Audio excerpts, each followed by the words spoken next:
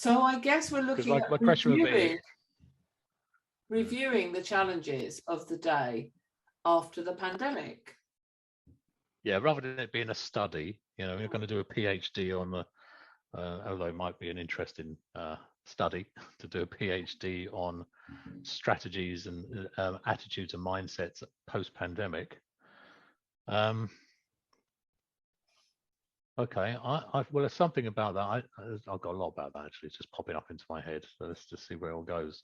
I think it's about maintaining a degree of rapport with what's going on outside in the bigger world. Okay, and let me tell you what I mean by that.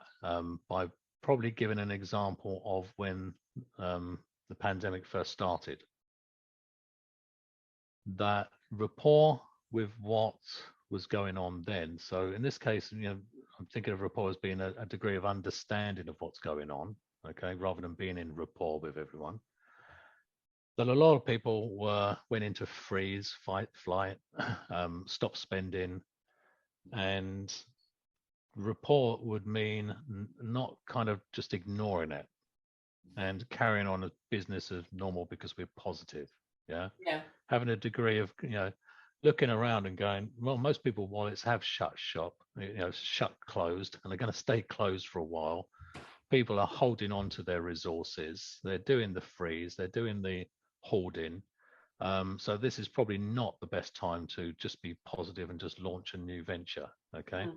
So I think there's an element of maintaining a degree of rapport and reality, but without being drawn into the hypnosis of any real negativity.